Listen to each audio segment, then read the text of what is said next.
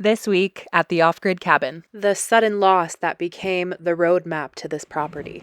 Going off-grid, it's a way out. Sometimes the path to purpose is paved by conflict and calamity.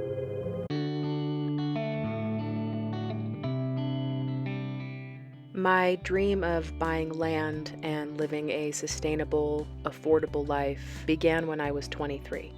And living in a big, expensive city on a shoestring.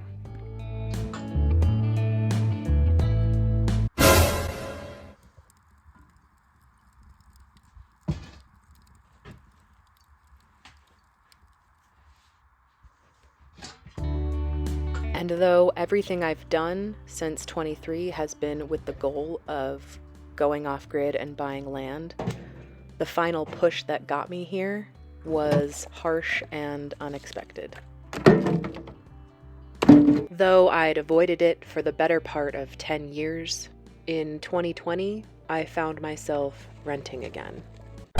Fast forward to now, and I've turned this little property into an off-grid oasis, one project at a time. I put a wood stove in my cozy little cabin, set up a rain catchment system, converted a closet into an indoor hot shower, a bathtub with a view, and I even set up a washer and dryer. Check out all these projects in my other videos. Okay, back to the story.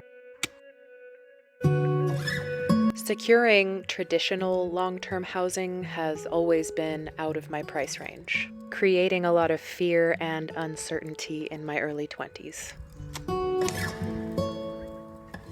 Fear and uncertainty are uncomfortable, but I wouldn't be here without them.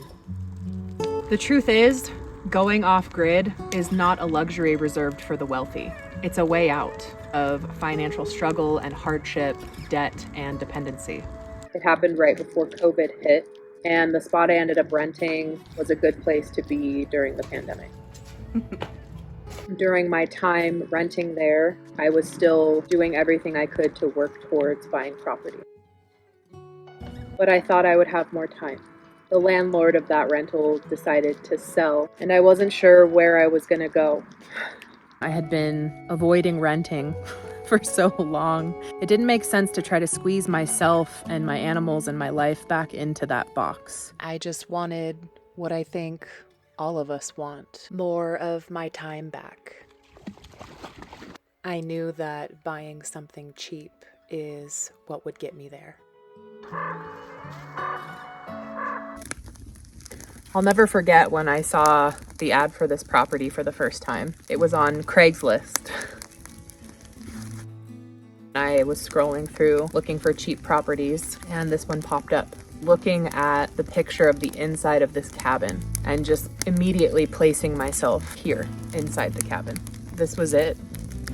The moment I saw it, I felt relief because I really wasn't sure what housing was going to look like for me. I packed up the truck and drove many, many hours to come look at this property in person. I spent the night here in my truck that night. To say that it always felt like home is cliche, so I'll say I always felt safe here. Here I am on the property. Still a decent amount of snow on the ground, a few inches. This property was incredibly cheap by standard comparison, but I still didn't have that kind of money on hand. Fortunately, I had been building my credit. At a point, I just realized good credit could be another way to get my foot in the door to the life that I wanted to live. Here's my property. Gravel driveway makes a circle. I was able to secure a personal loan to purchase the property. There's the shed. Here's my cabin and my front yard. And yes, that was taking on debt, but it was taking on minuscule debt compared to a mortgage or even a new car. My payments for this property were $290 a month. Warming up the truck, getting ready to leave. It's an acre. I had never had rent even that cheap. I could work less than I'd been my whole young adult life. Good spots for building and gardens. My monthly bills really plummeted. It was really a no-brainer. Another nice flat spot, nice sun exposure there. And that's that. Super beautiful, peaceful spot. Even with low monthly expenses, I still needed money to live. I had sold my old RV to fund my move and carry me through while I looked for a job. When finding a local job took a little longer than expected, There goes my motorcycle. I also had to sell my motorcycle. Pretty sad. But that's okay. The following summer, I was able to buy another one. And though I wasn't looking, another RV came into my life as well. To be clear, I have no issue with hard work. And in fact, there's a lot about life off the grid that requires it. I just want the time for money trade-off to make sense. What I don't want is to feel obligated to stay in a job that I hate just to be able to afford my housing and nothing more. I really didn't think I was ready to buy. Life, as per usual, had other plans. Cheap land is out there. This property cost me a total of $22,000, which is really cheap. However, for this area, it's kind of expensive. But the justification for that price tag was that there was already two 10 by 12 structures on the property. There was already an outdoor shower structure. There was already a culvert put in and a driveway complete with gravel. If I had bought this property for $5K, it still would have cost me more than $22K total to bring all of those things onto the property. And those are all things that I need. There seems to be some misconception that living this lifestyle is expensive. But that couldn't be further from the truth, from my personal experience and my personal observation. The internet can make living off-grid look like a trendy excuse to use expensive toys and gadgets. But with the sky-high cost of buying a traditional home, it's really just a working-class answer to affordable housing.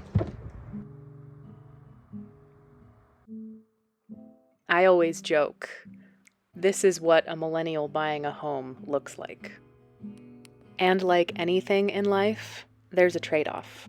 I bought back more of my time, but I don't have running water. The winters are harsh. And the nearest town is a 40-minute drive. Okay, we're going to the dump. For me, that trade-off is more than worth it. Because what I value most is being in nature, solitude, and my time. I'm so content, and I still have so many plans to develop this spot.